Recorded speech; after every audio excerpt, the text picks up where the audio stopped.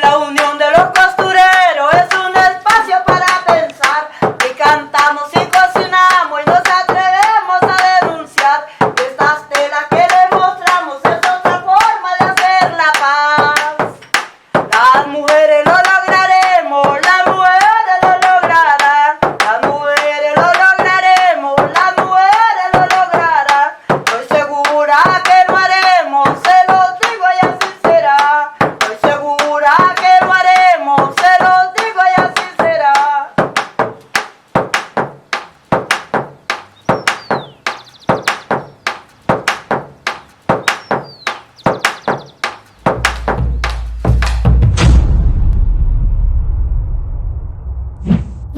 Esta investigación estudia a la mujer rural y reconoce la diversidad de la mujer rural en Colombia. Mujeres indígenas, afrodescendientes, negras, rom y campesinas. Sin embargo, al ubicar la investigación en Bogotá, se centra en la mujer campesina, afrocolombiana y negra, para poner en diálogo los conceptos de mujer campesina, neocampesina y mujer rural.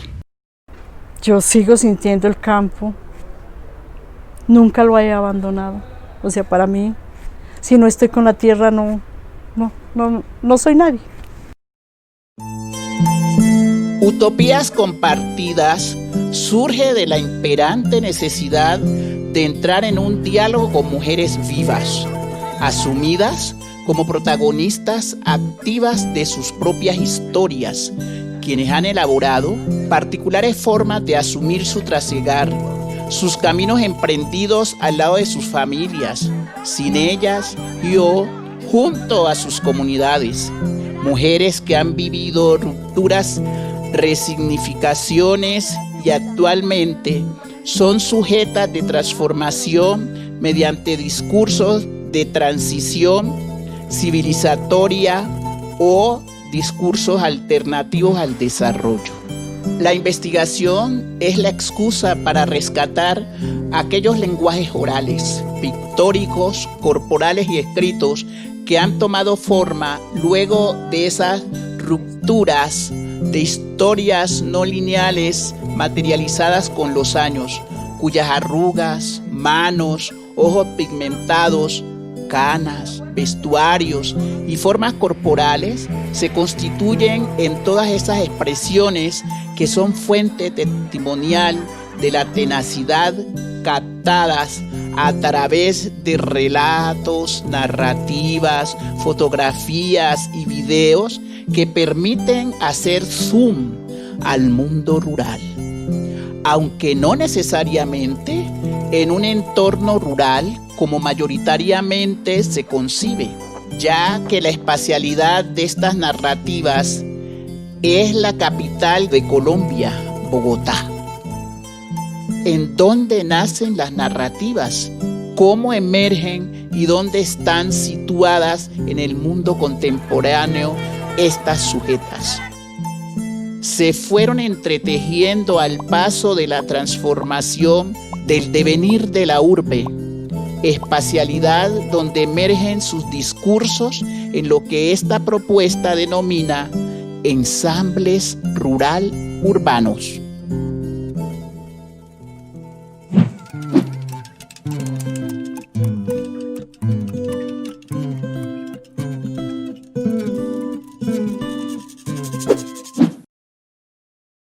Mujeres que han cuidado todas las tierras con sus manos, hacen siembra, vida y campo. ¡Qué es orgullo! Yo me llamo María del Carmen Rojas, voy a cumplir 73 años. Nací en Macaravita, Santander. Llegué al barrio San Luis por azares del destino. Llegué al barrio San Luis porque quería vivir en un lugar más campestre. Pues yo estaba viviendo inicialmente en Bogotá. Las historias que contaban con pasión. Mi nombre es Virgelina Chará. Soy de Suárez, Cauca. Nací allá, criada prácticamente en Cali. Y ahora asimilando la cultura de Cundinamarca, del centro. Tuve 7 hijos tengo una fallecida, otro desaparecido y pues los otros 5 están conmigo apoyándonos. Esta canción nos inspira mucho el campo y toditas las historias que contaban con pasión. Soy nariñense, vengo de la Victoria, Nariño. Hace como unos 35, 40 años que vivo aquí en Bogotá. Una linda canción, retribuir a las guardianas con una linda canción. Mi nombre es Hermesia Guajanín, vengo de pues yo nací en Bogotá en el momento de 1956 y pues nací en ese momento en un sitio rural que era en Garribá, una localidad de acá de Bogotá, en el barrio, exactamente el barrio La Florida. Siempre defender con asadón en mano lo que se puede perder. Me llamo Ana Lucila González, tengo 70 años, vivo aquí en la localidad Quinta, en la vereda Agualinda, Chiguaza, y mi pasión es defender nuestro territorio. La tradición, retribuir a las guardianas con una linda. Yo soy Julia Mercedes Castilla Venegas. Vengo de Bogotá, pero desde pequeña yo nací en Cúcuta. Pero desde pequeña como quedamos huérfanos, mi mamá murió. Entonces nos recogió, somos 4 hermanos, nos recogió por parte de mi mamá los 2 menores, mi hermano y yo, y los otros 2 mayores los recogió mi papá.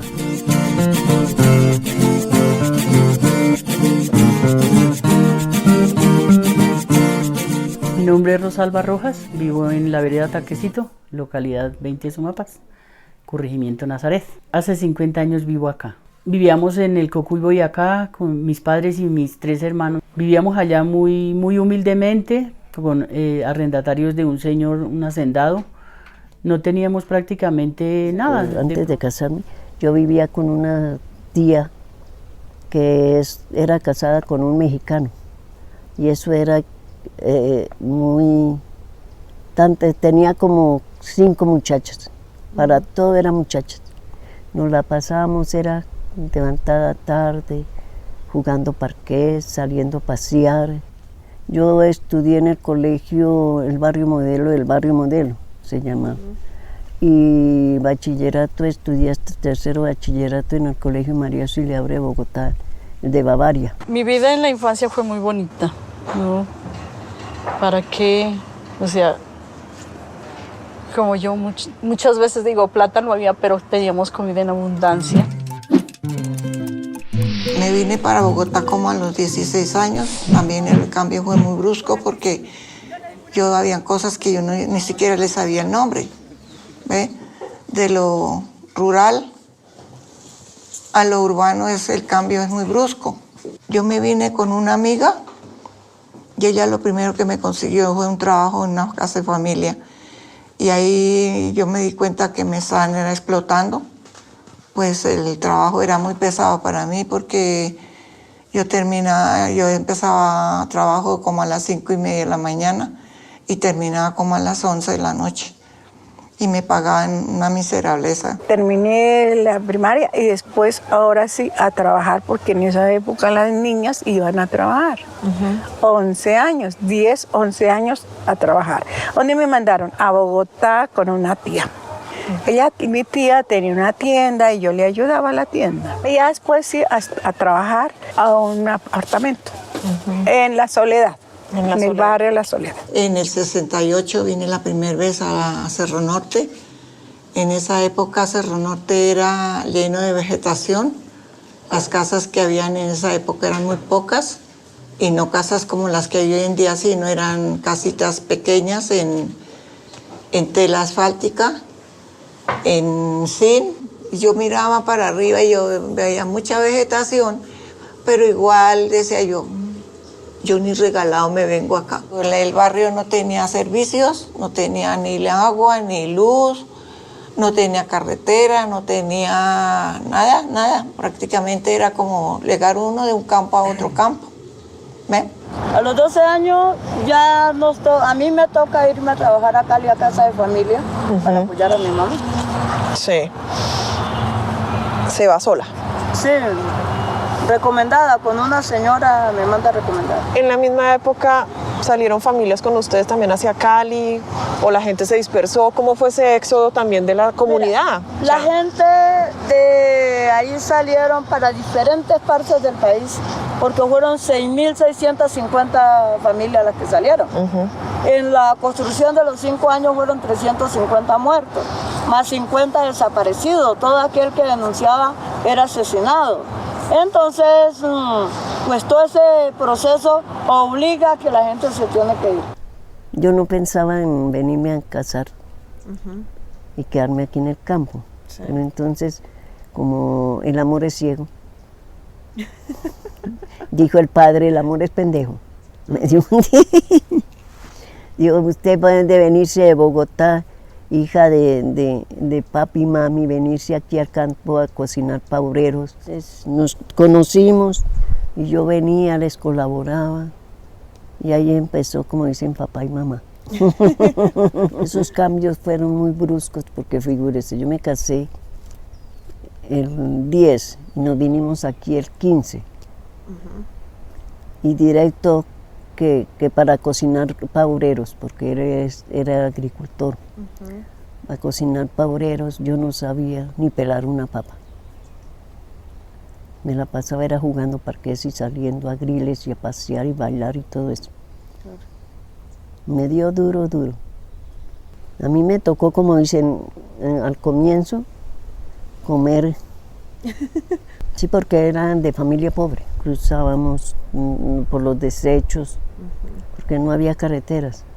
Hasta que por fin se localizó las carreteras, las organizaron porque mi esposo era un líder tremendo. Se metía en todo. Entonces contaban que mire que mis padres están trazando una carretera por allá que se llama Sumapaz, que se llama Nazaret, y por allá mis papás compraron una finca, dice que es un páramo y que es muy bonito. Vinieron a mirar mi mamá y mi primo y dijeron, pero hagamos un esfuerzo, y eso fue con grandes esfuerzos, porque ese señor no le dejaba tener sino una vaquita, unas 2 ovejitas. Y yo no sé, por eso digo que fue que Dios nos trajo acá. Entonces mi mamá sí vino y miró y le hizo el esfuerzo con mi papá. Vinieron y miraron y hubo la posibilidad, no sé, Diosito nos puso acá en este paraíso de verdad de Sumapaz. Y pues la gente decía, esa gente ¿de dónde vendrá? Sin saber de por allá del patio de no sé qué, hay que tener cuidado con esos gente, y que son cucuyanos, nos decían los cucuyanos, que sí, tienen unas señoras, esos cucuyanos vinieron, tienen unas señoras como bonitas y una china que está como bonita. Yo tenía 11 añitos y ya había estudiado mi primaria allá en un colegio como luteranos y nos religioso y nos mandaron allá. Nosotros aprendimos mucho también. Por eso pues yo como buena, pues no es que uno sea religioso, ¿no? Pero sí nos enseñaron muchas cosas como principios, como así, aunque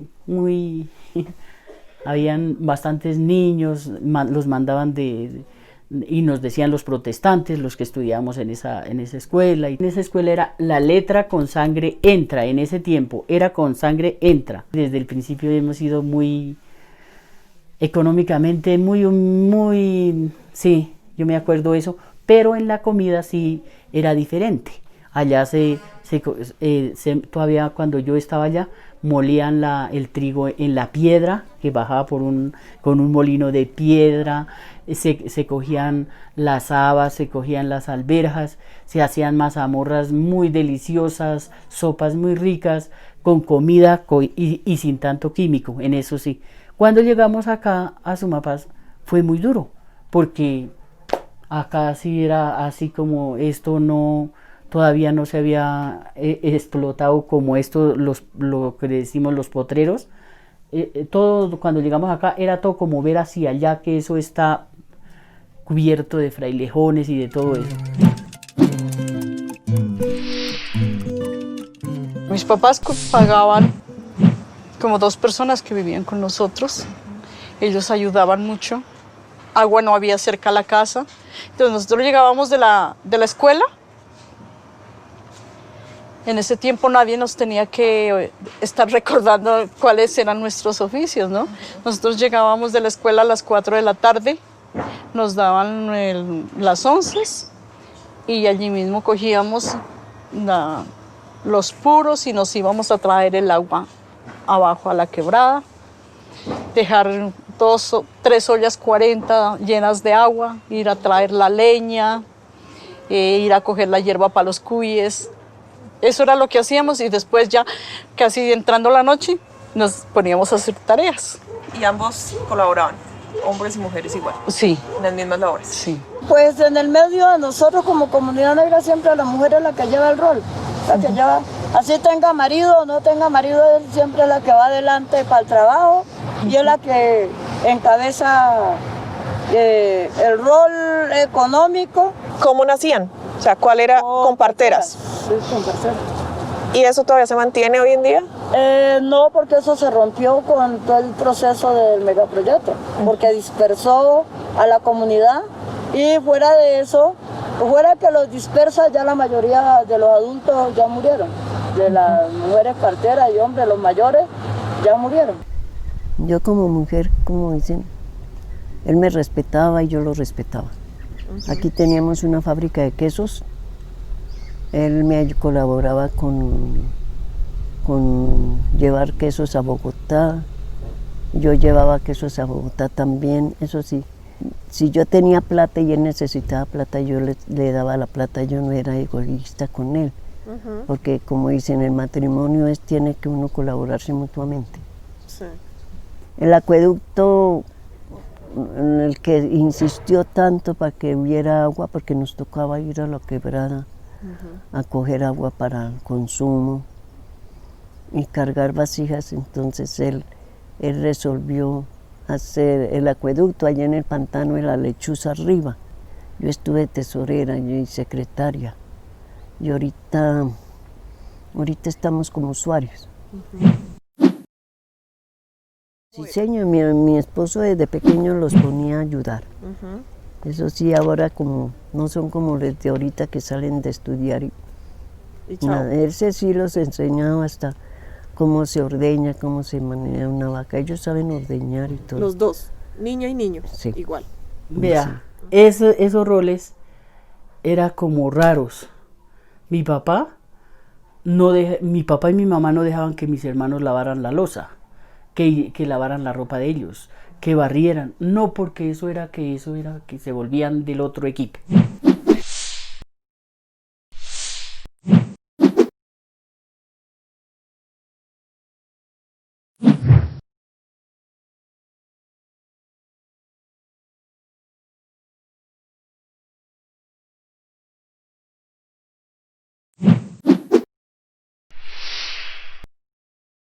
Yo para venirme para Bogotá porque uno de joven siempre tiene sueños. Tiene sueños de que uno tiene una mejor vida. Yo veía chicas que llegaban de aquí para allá, de acá de Bogotá, iban bien vestidas, eran, digamos, elegantes. Eso me llamaba a mí la atención. De que yo también podía ser una niña elegante y yo podía ser también una persona bien. O sea, el campo no porque eso. Pues generalmente en el campo pues uno sí trabaja mucho. En el campo trabaja uno mucho y hay mucho en que ocuparse uno. Y yo no era de las que me quedaban en la casa, como dicen, vegetando, no. Cuando vinieron la Universidad Nacional con sus estudiantes, ellos venían a enseñarnos a hacer los abonos orgánicos, que cómo cuidar las gallinas, que cuidar las ovejas. Y a mí me daba mucha risa porque un estudiante no sabe ni pío de nada. Y sí, muchos irresponsables, porque supuestamente tienen que traer la finca, las gallinas, las ovejas, las cabras y todo eso. Y ellas cogían y se iban. Y nosotros íbamos a mirar allá, porque eso es al otro lado. Pasaban 2, 3 días que no venían. Y esos pobres animales muertos de hambre. nos tocaba con las vecinas darle de comer a las ovejas y a los pollos. Entonces yo digo, por eso es que debe ser que la universidad, ¿qué está pasando? Porque hay mucha irresponsabilidad de eso. Vinieron por un tiempo acá y nos enseñaron lo mismo, nos enseñaron los tejidos, las tortas. Entonces ya hiciéramos como un trek. Tú sabías, pero no sabíamos esto. Ahí sí ya empezamos un poquito mejor, porque ya sabías que ellas traían unas cosas de Bogotá y unas cosas del campo. En este momento, a mis 47 años de la vida, yo lo que me planteo es desaprender, no volver atrás, volver al campo, volver a lo más sencillo. Entonces, por ejemplo, ya después de todo este transcurrir, mi deseo es clarísimo. Yo en este momento lo que más quiero es irme a vivir al campo. Para mí es el sueño de mi vida. De San Luis tiene que ser más al campo, o sea, ya más a ciudad no. Pienso que es muy difícil. Yo realmente que he estado compartiendo la vida campesina me quito el sombrero ante la gente del campo. Creo que nosotros, la gente que vivimos en la ciudad en algunas cosas nos ha convertido en inútiles. Cuando uno empieza a tomar ese ritmo campesino, uno pensaría, no, pues es muy fácil. Pero no, yo tuve una experiencia tratando como de aprender a acercarme a la vida campesina. Entonces yo pensaba que, pues que una cosa que yo quiero en mi futuro es tener una vaca. En el campo, pues uno tener el campo y la vaca. Entonces como este contexto acá no lo permite, conseguimos una vaca. Y entonces empecé a hacer máster en vacas. ¿Cómo ordeñar la vaca? ¿Qué come la vaca? Porque es un desaprender y es un aprender una cantidad de cosas. Entonces, al final fue muy importante esa experiencia porque el tema de la vaca me hizo valorar totalmente y darme cuenta de que eso es muy complejo, de que ser campesino es muy complejo. Entonces yo me levantaba y tenía que ir a ordeñar la vaca. Llueva, truene o relampaguee, usted tiene que ir a ordeñar la vaca. Y uno piensa que eso es muy fácil. Todos los días a las 6 de la mañana, 6 de la mañana, tarde ya, 5 de la mañana, párese y vaya, ordeñe la vaca y de ahí váyase a trabajar.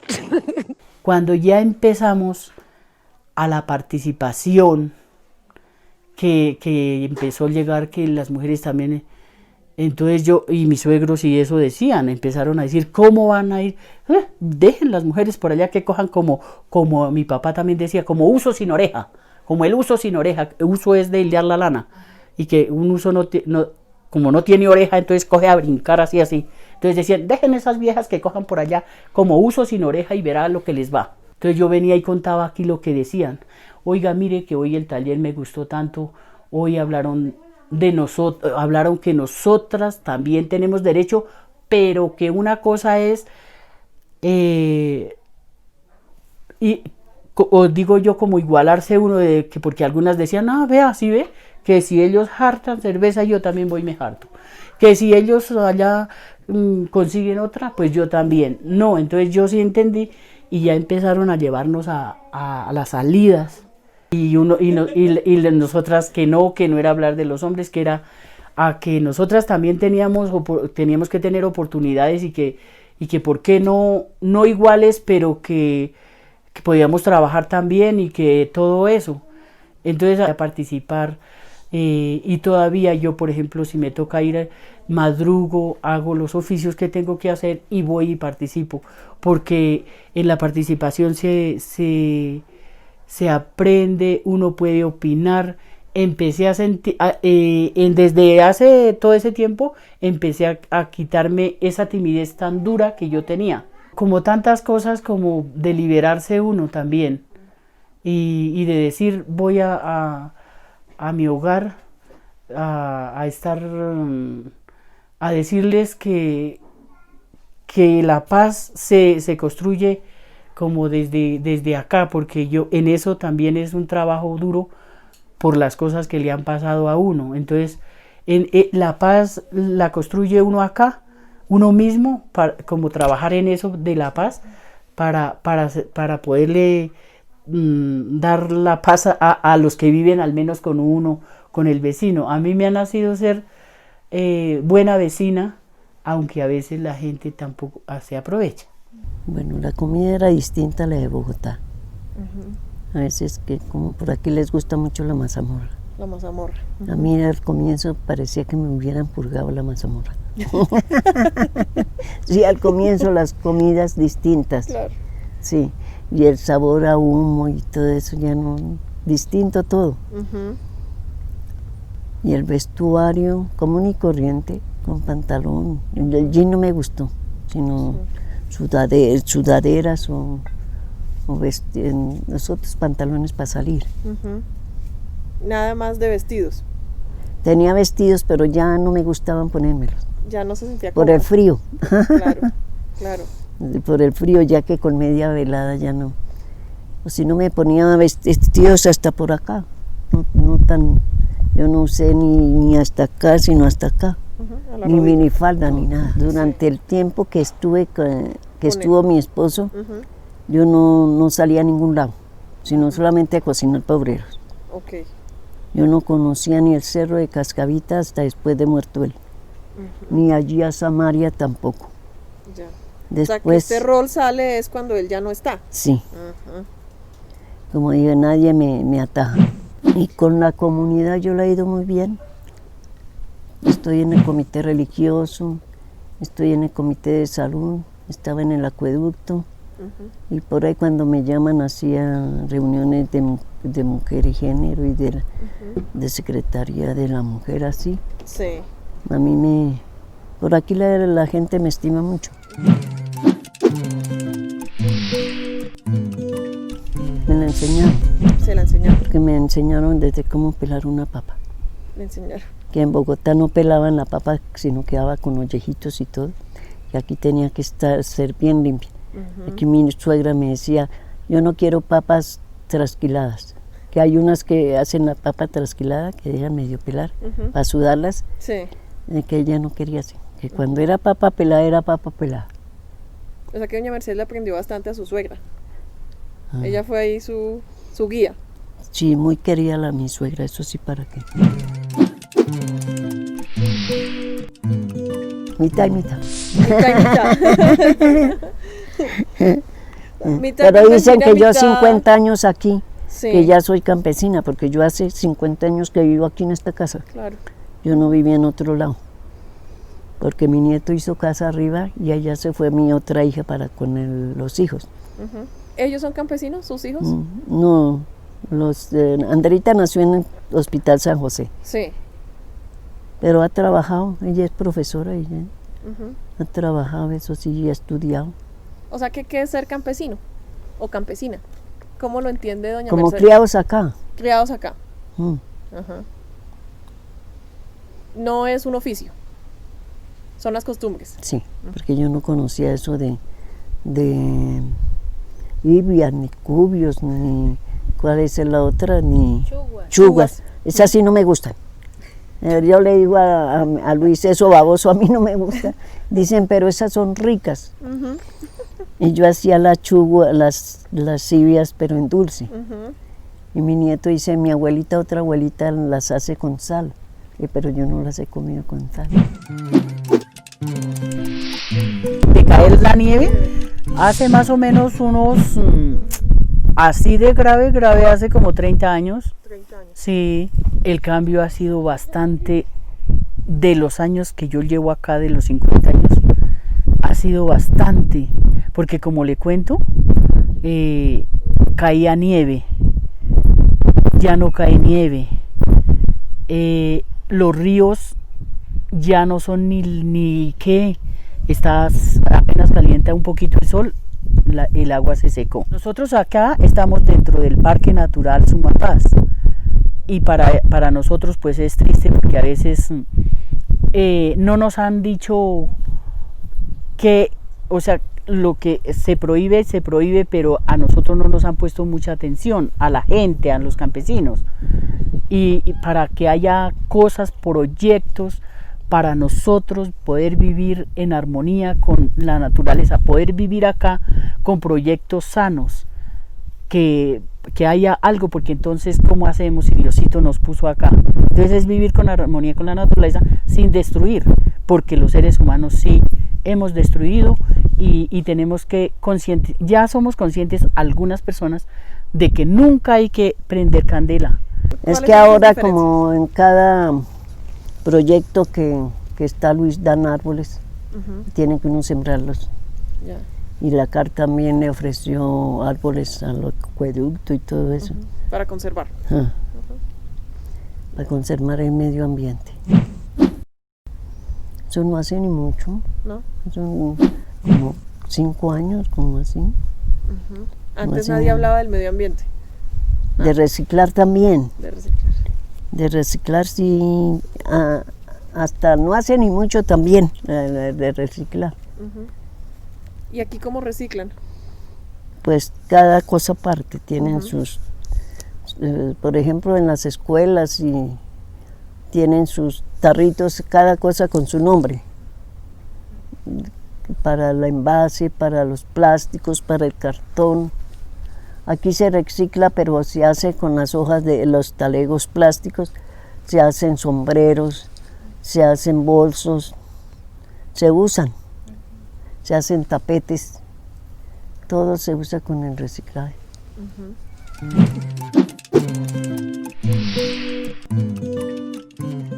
Una vez me tocó el turno a mí de ir a llevar los animales, pero había una casa hacia arriba, o sea, este barrio me recuerda mucho a esa vereda. Y había una casa hacia arriba, bien arriba de mi casa, y habían muchos muchachos, eran solos hombres, la familia componía, solo la mamá era la mujer, el resto eran solos muchachos. Y ellos tenían la costumbre de que si veían salir una pelada hacia cierta parte se le iban. Entonces yo ya tenía como porque yo había escuchado que a varias chinas las habían violado. Un tipo así de encontrar. Entonces yo me salté un cimiento de piedra que hacen en las orillas del camino, como cerrando el camino. Y yo me salté el cimiento y me fui por debajo del cimiento así, bien agachada. Y el tipo miraba y miraba. Ya llegó donde ya supuestamente teníamos que cruzarnos. Y miraba y nada. Yo le salí ya mucho más arriba.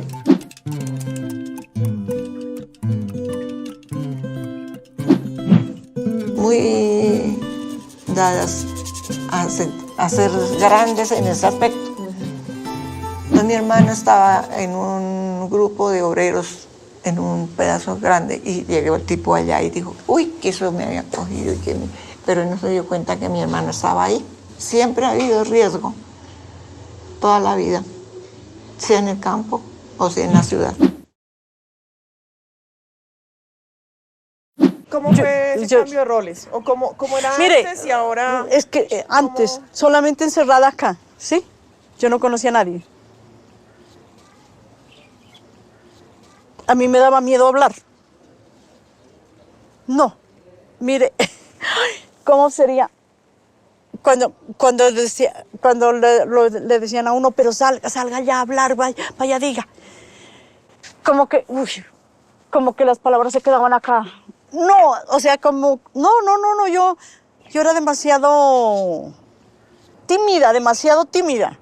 Yo pienso que efectivamente lo que uno vive es lo que a uno lo marca. Yo siento que puede ser que mi rol de mujer no haya cambiado mucho como mujer, pero sí ha gestado en mí una cantidad de deseos que yo no tenía inicialmente. Entonces, por ejemplo, a medida de que uno va teniendo esas rupturas, uno se va encontrando también con lo que uno va perfilando que quiere ser. Entonces, por ejemplo, yo llegué un momento a pensar que en este contexto citadino, las mujeres no piensan tanto hoy día en tener hijos. Y piensan en tener un hijo, 2 hijos, porque no, y hasta que haga la maestría, hasta que haga el doctorado. El campo, tú vas y las familias son grandes. Eso fue una cosa que a mí me empezó a cambiar. Me faltaba 1 año para terminar pues la primaria. Fue duro porque de ahí empezó como decir, yo pienso que es un calvario, sin podérselo decir a mi papá, sin podérselo decir a mi mamá, porque el señor que nos dejó la casa era un señor de esos que dicen los señores verdes, un señor viejo verde. Sufrí porque él le agarró la persecución, él me manoseaba. Él no me violó tal vez porque cuando supo que nos íbamos a venir le dijo a mi mamá que no me fuera a traer. Para mí, no sé si yo por eso tuve psicológicamente fue muy fatal para mí, fue un martirio.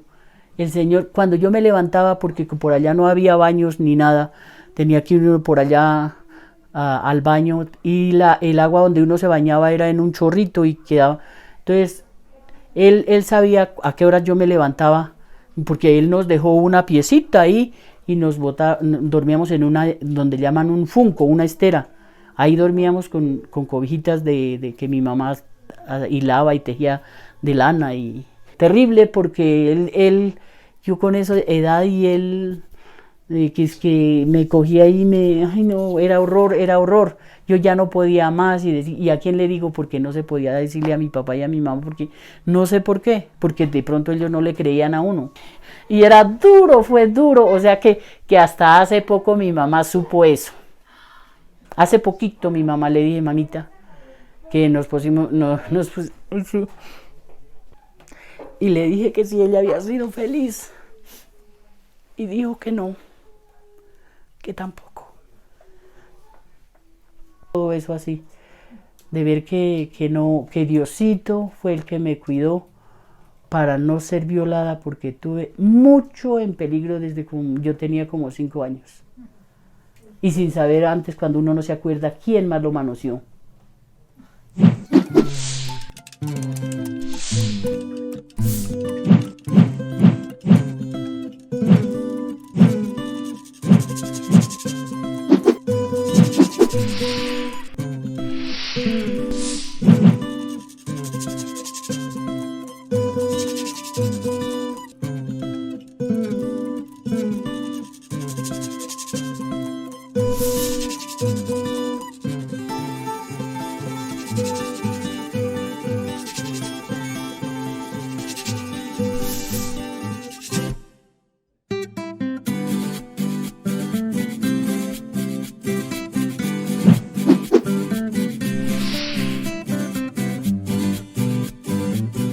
¿Así donde vamos? Sí. Así como vamos, sí. Sí. La vida está muy dura para el campesino. O sea, ya realmente ya no, según, digamos, la modernidad, cada día el campesino ya con el tiempo como vamos, ya no va a ser el campesino, sino el peón porque ya es como prohibido que un campesino tenga 2, 3 hectáreas.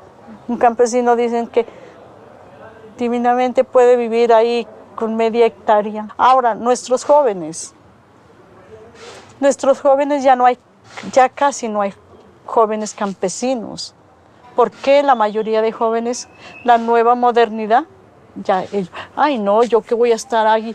Todo va cambiando, todo, o sea, ya el campesino y los poquitos campesinos ya están muy mayorcitos.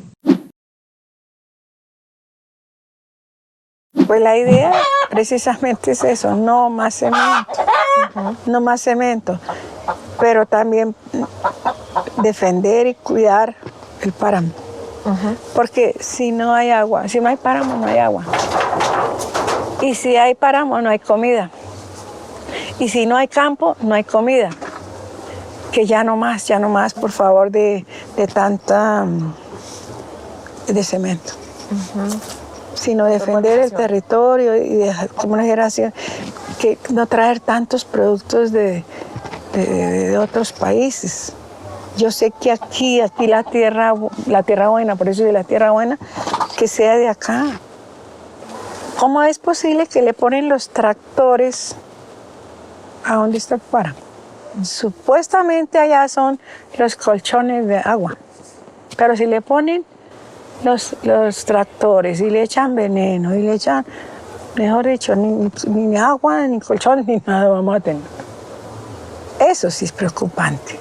Los años que tengo yo, será poquito los años que uno tiene, pero estos niños que apenas nacen o para nacer, ¿qué vamos a dejar en este mundo?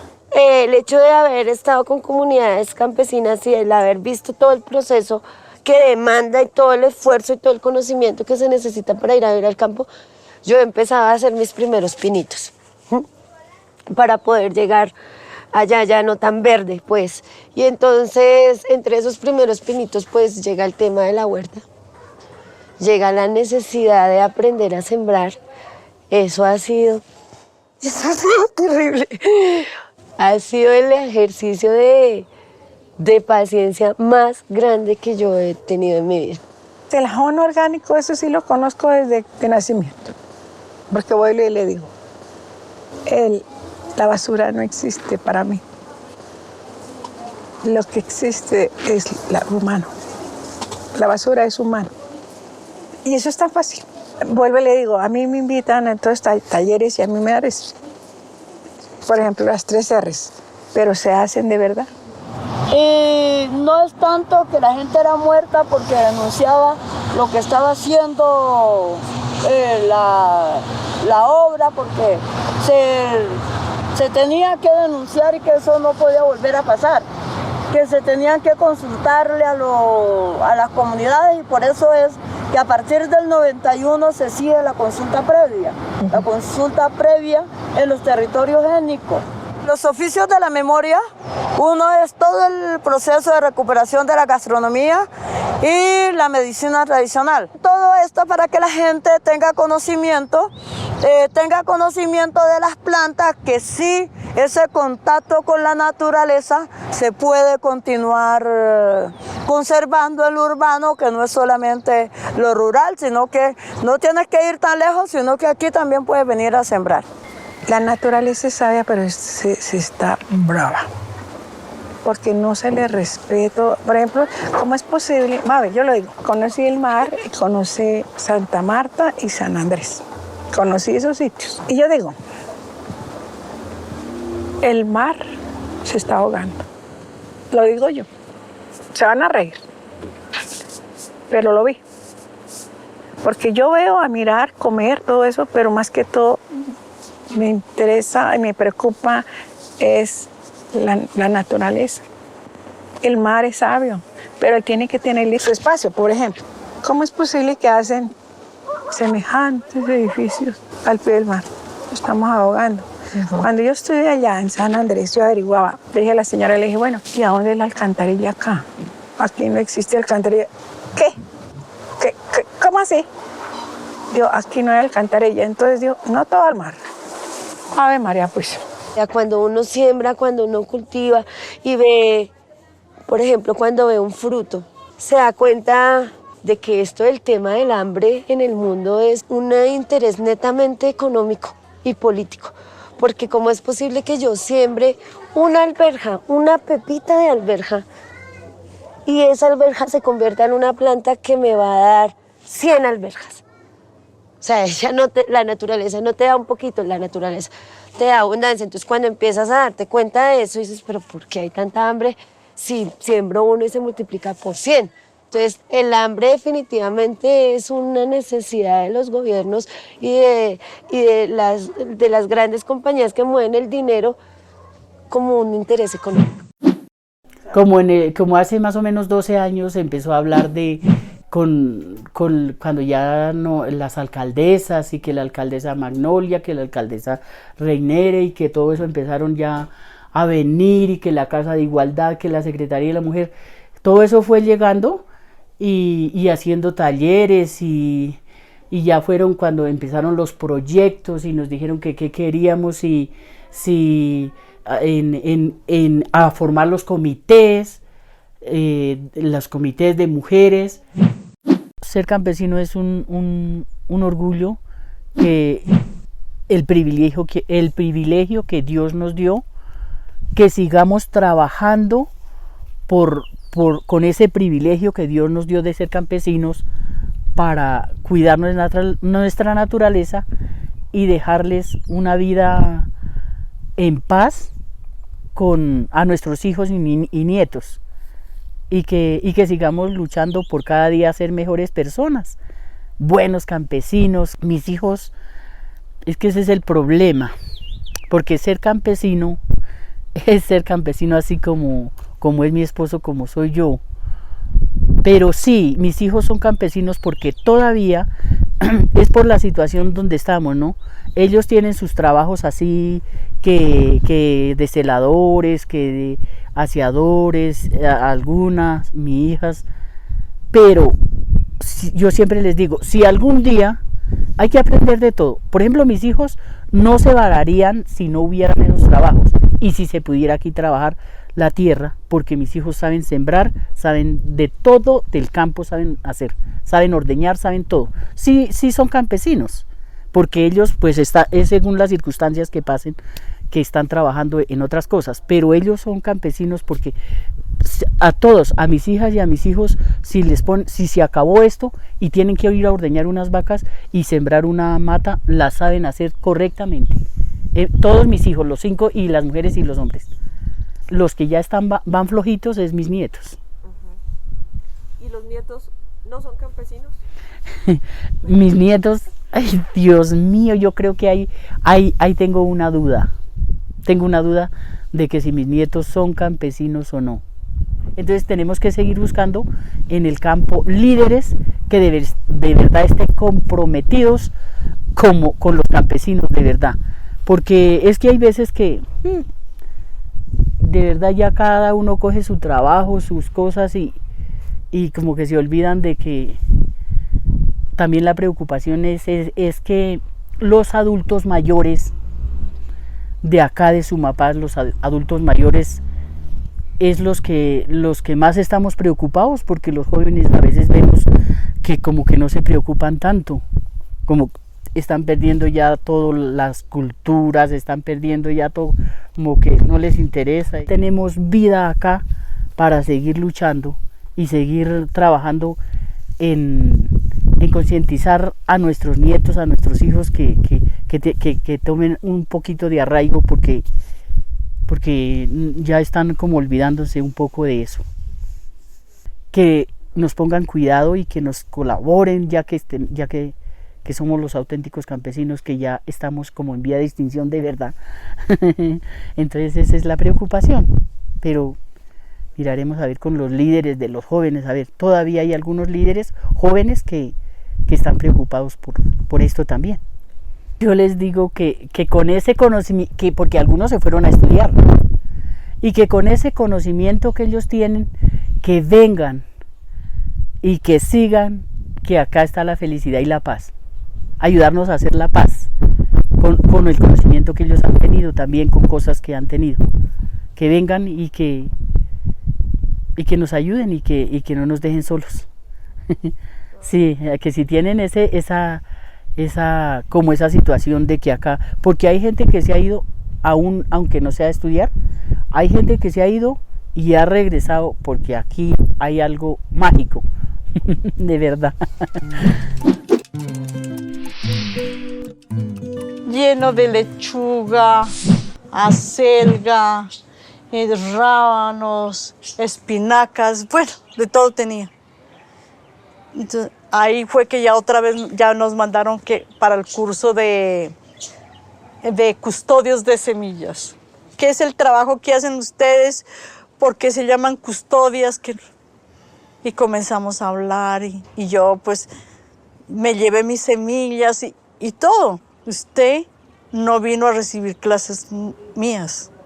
Nosotros hemos recibido clases suyas. Usted nos ha dado un ejemplo.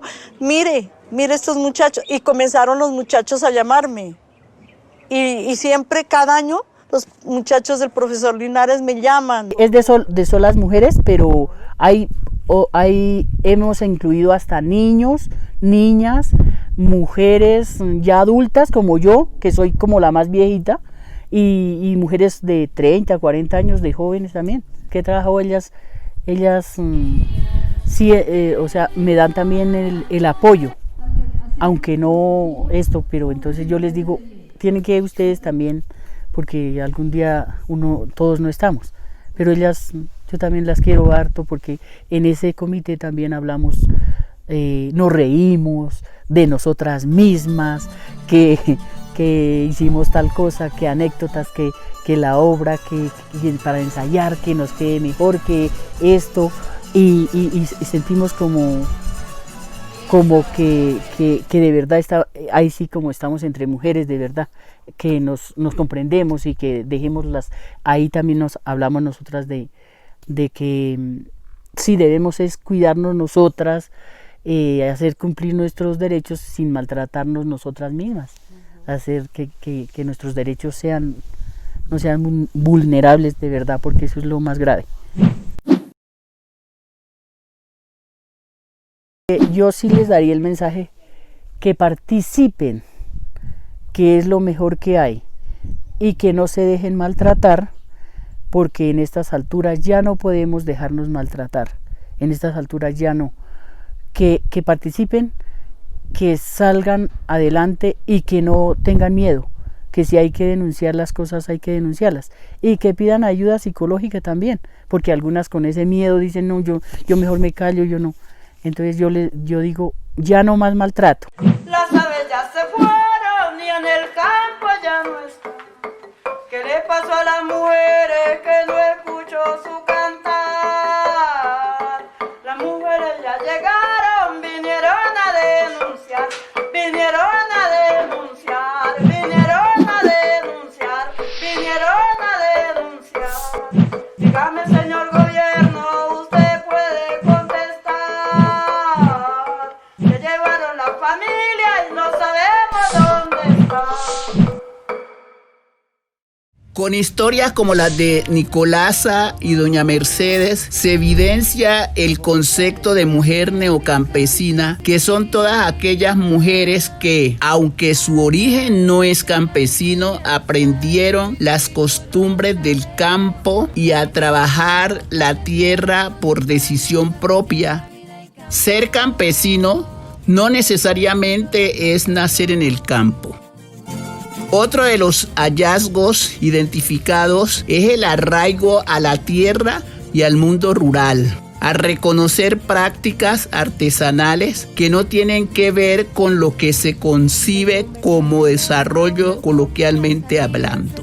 La mujer rural tiene un rol que se resignifica en la ciudad, debido a que no solo cumple su rol en la casa, sino que sale a la vida pública sin abandonar sus responsabilidades domésticas.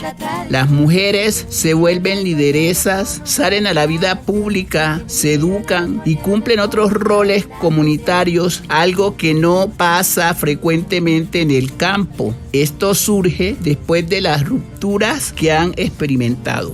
Los ensambles rururbanos son los que emergen en la ciudad. Aquellos aún conservan el mundo campesino con sus tradiciones y evidencian que las migraciones y desplazamientos forzados intraurbanos avanzan a ritmos distintos de los de la planeación de las ciudades.